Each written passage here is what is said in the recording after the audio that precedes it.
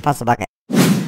What's up, everybody? Kenning here from Fuzzle Bukkit, and this is part 2, if you will, for the week of the Tempo Shaman deck. This is not the gameplay footage, so if you're looking for the gameplay footage, just click on that annotation. It'll take you over to the gameplay footage side. This is the deck description and mechanics run through, and this month is Shaman, so we're going to look at Fail Fellow's Tempo Shaman deck, and as I understand it, this is how the deck breaks down. You've got 2 Earth Shocks. This is critical in just about every Shaman deck. Let's face it.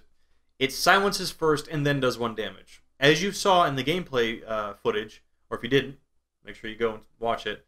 The Twilight Drakes are sitting ducks for Earth Shock, and there's a prime example. I believe it came into play as a 4/8, used an Earth Shock, boom, it was dead. That's 1 mana to remove that card. That's really awesome. And at the particular rank I'm at right now, I'm seeing a lot of hand locks, and they are becoming more and more popular. So that just puts more and more value on that Earthshock card. This is also something that you want to start off with if you can. You don't have to mulligan for this, but it's nice to have it in your hand. The Lightning Bolt, however, is not something you necessarily want in your initial starting hand. Turn 3 or turn 4. Turn 3 and 4 is really when you want it. Because, okay, so it's a 3 damage, and it's here for removal. That's nice, and you're thinking, oh, it's 1 mana. But it comes with an overload. So you have to think of that as 2 mana for... Excuse me. 2 mana for 3 damage. So it's a little less value at that point, and it's not something you need right away, usually. A Rockbiter Weapon. Rockbiter Weapon, again, this is not something you want to necessarily start with, but turn 3 and 4 is when you kind of want to start looking for it. Not because you may need it, but you may need it soon. That makes sense. The 3 attack doesn't usually come into play in initial first couple turns. You probably don't need that much damage, depending on what minions are played. That's why I say it's more of a early mid card, if you will. It also works really well with our legendary Al'Akir. So if you don't need to use your Rockbiter weapons and you can save them till the end game, boy, Al'Akir packs a punch with Rockbiter weapons. And you can use both Rockbiters and Al'Akir in the same turn. Argent Squire. 2 Argent Squires. Why? Because they're a pain in the ass. We all hate this card when our opponent plays it, and that's exactly why we play it. Because it's a 1 cost. That's your 1 drop. That's what you want to mulligan for. This is a great card to play, and it usually goes 2 for 1 because of that Divine Shield. Really awesome. Stormforged Axe. When I used to mess around with Shamans, I'd always put in the Stormforged Axe because, well, it's the Shaman's weapon. That's awesome. I mean, not all heroes have a weapon, right? It's an overload card, so it does cost 3 mana for 2/3 removal. And the 2/3, I'd actually prefer it to be a 3/2 like a Fiery War Axe. Unfortunately, that 2 damage doesn't always do the job of removal. And to be honest, it's not used in this particular deck setup as much as I thought it would be. So it might be a card that is replaced later on with something else. Now, I know this is week 1 with the Shaman deck, and so this is net deck week where we learn a little bit about the Shaman and we use a deck that's already been established and tested. However, kind of cheated a little bit. I did take 1 card out. I took out the Gadgetan Auctioneer, and I put in another Earthen Ring Farseer. The original deck over here, as you can see on the left, had only 1 Farseer in it. I did that not because it makes the deck better, but because it makes it better for me. That Auctioneer is there for a reason, and I have noticed, however, I have problems cycling cards sometimes without that Auctioneer. There's a lot of spells in this deck. It really triggers well with the Auctioneer. Those card cycling instances have not necessarily cost me the match, but it's made it a little bit closer than probably it needed to be. And had I made too many mistakes, I might have actually lost those. So as I go up higher in the ladder, I'll probably have to put it back in. I really like running 2 Earthen Ring Farseers, however, so I may substitute the Stormforged Axe for the Auctioneer and then keep those 2 Farseers in there. So, the Bloodmage Thalnos. He's here, 1 for card draw, like I just explained. I have issues cycling cards sometimes. Not all the time. If it was all the time, the Auctioneer would have to go right back in, absolutely. But he's also here for spell power. We have a ton of spells. And excuse me again. You have a spell damage totem, so that in conjunction with Thalnos, in conjunction with your Azure Drakes, you're potentially looking at 3 on the board. Technically, I guess you could get 4 on the board. Heaven help your opponent if he lets you get 4 spell damage buffs on the board, and then you start chucking spells at him. But he's there really because it really helps with, you know, your Earth Shocks, with your Lightning Bolts, with your Lightning Storms as removal. He's just a really integral part, and I can't really recommend. Well, I guess I can recommend a replacement would be something like a Cobalt Geomancer. You know, something cheap, but you're only getting the spell damage effect, not the card draw effect of that card. And that's what you have to do with legendaries. The same with Al'Akir. We'll cover him right now as well. What you need to do when you're thinking about replacing legendaries, if you don't have them, is emulating what they can do to the best of your ability. Something like Bloodmage Thalnos is fairly easy because you can emulate the spell damage. If he's not in your deck for the spell damage, you can emulate the card draw. With a minion that is, you know, like a Loot Hoarder or a Cobalt Geomancer, same mana cost, stats are about the same, you're just getting one or the other. He just happens to bring both to the table. Al'Akir is a little bit more tricky. Al'Akir has everything under the sun. He even comes with the kitchen sink. Wind Fury, Charge, Divine Shield, Taunt. Wow. The best you can do if you don't have Al'Akir is to put Argent Commander in there. We only run one Argent Commander. He has Charge and Divine Shield, so you're emulating 2 of the 4 abilities of Al'Akir, but you're not going to be able to find the other 2 in any other, you know, neutral or class minion. You could play Argent Commander with Wind Fury, but then you're spending 2 cards for 1, and you don't really have the room in this deck for that. And if you play a card with Taunt, well, you're just getting a static Taunt. You're not getting the other 2. So Argent Commander is probably the best pick to substitute for Al'Akir if you don't have him. So, enough of the legendaries. Back up to Flametongue Totem. Flametongue Totem is here, well, as a buff. Adjacent minions have +2 attack. I have seen variations of Shaman decks that run, I believe it's the Direwolf. Is it the Direwolf or the... Yeah, I believe it's the Direwolf. And if it's not, you know what card I'm talking about. It's the, you know, buffing adjacent minions. The Flametongue Totem doesn't do any damage, so it's a 0/3. So it's kind of like, nah.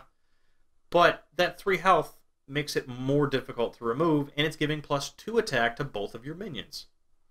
Don't taunt the Flametongue Totem because it's already a magnet, and it's already a removal magnet as it is. So if you taunt it, it's easier to hit. But it's really more difficult to remove, and it gives you that +2 attack. So essentially, that's +4 attack whenever it's played. It's not something you want in your starting hand, but it is really awesome to play when you need that extra 2 or extra 4 to remove a card. The Feral Spirit is one of our 2 taunt options. Keep in mind, it overloads 2. So this is treated as a 5 mana card. You're going to pay 2 for it next round. However, that 2/3 Spirit Wolf is a pain to deal with. Just like the opposite of the Stormforged Axe, which the 2/3 is actually not as good because it only has 2 damage and 3 health for removal. Your where'd they go? There they are. Your Feral Spirits 2/3 as a taunt does the opposite effect, and allows your, what in the world am I trying to say? It makes it harder for your opponent to remove them because of the 3 health. That's what I'm trying to say. Oh boy, been a long day.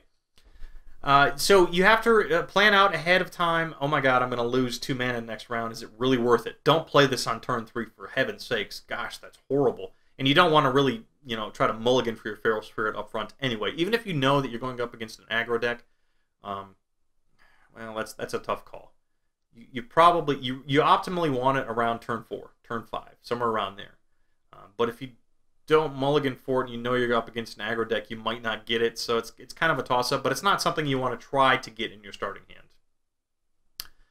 There's only one other taunt option, so this is pretty critical in your aggro decks. Your Hex. Hex is a great removal card. Costs 1 less than a Polymorph. And it doesn't leave a 1/1 on the board, it leaves a 0/1 on the board. However, keep in mind, and I struggle all week with this, if you have other minions or other removal that you're doing, or any other damage you're going to push into the hero, do it first. Don't Hex first. Whenever I get this Hex card, for some reason, I get all giddy. I'm like, oh my god, I'm going to remove that legendary with a Hex, and boom, there, it's Hexed at the frog.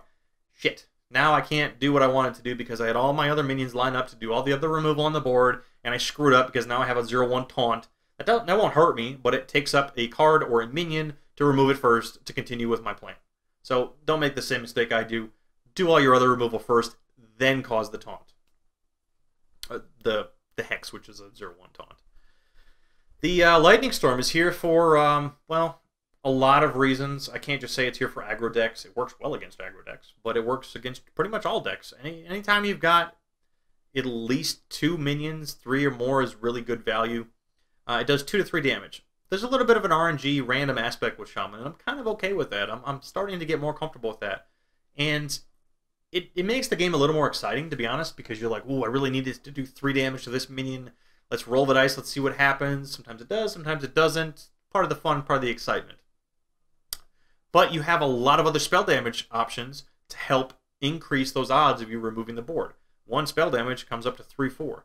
Now, 3 mana for 3 to 4 damage across the board is pretty awesome. Except, once again, 2 overload. So it's technically 5 mana treated as such. Earthen Ring Farseers, I kind of explained this earlier. The original deck has 1, I run 2, because I like to start the game with 36 health, not 33. That's probably partially due to the fact that I'm not as comfortable playing Shaman yet, and I'm coming off a month of playing Priest, where I was heal happy, and just healing all the time, didn't have to worry about health. Well, now I have no other way to heal, and so Earthen Ring Farseer is it, and I get a little nervous sometimes. So, you know, he's a 3/3 for 3, decent on the board, but I get that little extra back. That's nice. Really always there for. Unbound Elemental. This is a it's an attention magnet for your opponent. When the Unbound Elemental comes on the board, your opponent knows with Overload he gets bigger and bigger, and you don't necessarily want to play him without playing at least 1 Overload card, because then he becomes a 3/5 for 3, which is way value. He passes the vanilla test as is 2/4 for 3. But the 2 is a little on the weak side. His attack power is a little on the weak side. So playing him in conjunction with an Overload card, or more than 1, really ups his value. It increases the likelihood that he's going to be the target of removal, but that's okay, because he's not really a finisher. He's there for sucking up your opponent's removal, per se, and if your opponent doesn't try to remove him, then you use him to remove your opponent's minions, or go to the face. So, a lot of different options, variations with Unbound Elemental. Defender of Argus. This is our other taunt option, along with the Feral Spirit. Do be careful when you're placing Argent Defenders of Argus, because, like I was using the example earlier, Flametongue Totem, don't you put a taunt on your Flametongue Totem. And if he works best with a couple of totems or 2 minions, where he can buff both of them and he creates 2 taunts. But if you can't do that, don't hold him in your hand trying to wait for the opportunity to play him in between 2 minions. Use him to taunt up 1 minion and leave it at that. It's better than nothing. Because if you're in that situation where you need the taunt and you're trying to wait for that perfect situation, you're going to take so much more damage than just putting 1 taunt and slowing the tempo of your opponent down. But he is the other option for taunts. The Azure Drake is here because card draw, absolutely, and the spell damage is nice. Now he's a 4/4 for 5. Seems a little expensive, but he is a value card because he has 2 extra stats, the spell damage and you immediately draw a card. So that makes him much higher value, because otherwise he doesn't pass the vanilla test. He'd be a blank 4/4 for 5 is a poor card on its own. So he's usually there to give you some card draw, maybe boost a spell once or twice, and then use him for removal, basically. Argent Commander. There's only 1 because, well, there's only room for 1 in this deck. If you don't have Al'Akir, you can put a second one in. That helps with consistency. You've got 2 Argent Commanders. You'll draw into him more regularly. But as it stands now, there's only room for 1, and he's there because, well, he's unfortunately 6 mana. He goes 2 for 1 in nearly every situation. I really can't imagine any situation where he goes 1 for 1 unless you're going against a Shaman who has Earth Shock, let's say. That might do it. Earth Shock with spell damage on the board. The Fire Elemental. 6/5 for 6. That's cool. What's even more cool is he comes with his own removal. That 3 damage battle cry is absolutely amazing. There's almost never a situation where you can't utilize that 3 damage and probably remove a minion either on its own or in conjunction with something else. So that's great. And if you don't have anything to remove, well, that's 3 to the face. That's cool. And the 6/5 really is something that demands attention from your opponent, and usually on its own may take 2 cards to remove, and had you removed another minion with his Battle Cry, that's a 3-for-1 on a Fire Elemental. Just an absolutely amazing card. This is one of those cases where it doesn't pass the vanilla test. It only has 1 stat, but the potential for it to go 3-to-1 is so high that it's just an amazing value card to keep in your deck. And then Al'Akir. We've already kind of talked about the legendaries, and oh boy, oh my god. Excuse me again. We've already kind of talked about the legendaries, why he's here. He's usually my finisher. As you see in the gameplay footage this week, he pretty much won me the game. I was down to 1 health, way too close for comfort. But because of the fact he comes with the Divine Shield, the Wind Fury, the Charge, and the Taunt, I actually used all 4 of those options to win the game, essentially. I don't want to say go out and make an Al'Akir, because if you're not sure that you're going to play a Shaman constantly, not just for a month like I'm doing, but all the time, Shaman is your main, and Shaman, you know, he's really not worth making because you can only use him in Shaman decks. But if you have him, great. Put him in this deck. A lot of people have asked, you know, how do I use Al'Akir? Is he even worth it? Well, this is a deck where he works out really well in. So that's yeah, that's it. That's the Tempo Shaman. I hope you like this week's deck feature and this week's gameplay. Post in the comments below what you think. If you like the fact that I'm splitting these up now and I'm allowing you to watch, you know, each independently. And yeah, if you have another deck that you would like, another Shaman deck that you would like me to review or possibly play and or modify, because I'm looking for a new deck for the next couple weeks. I may stay with this one. I may modify this one a little bit. And if not, if you have a deck you want me to feature, let me know. I'll play that out, and we'll see how it goes. So thanks for watching. I'll see you next time.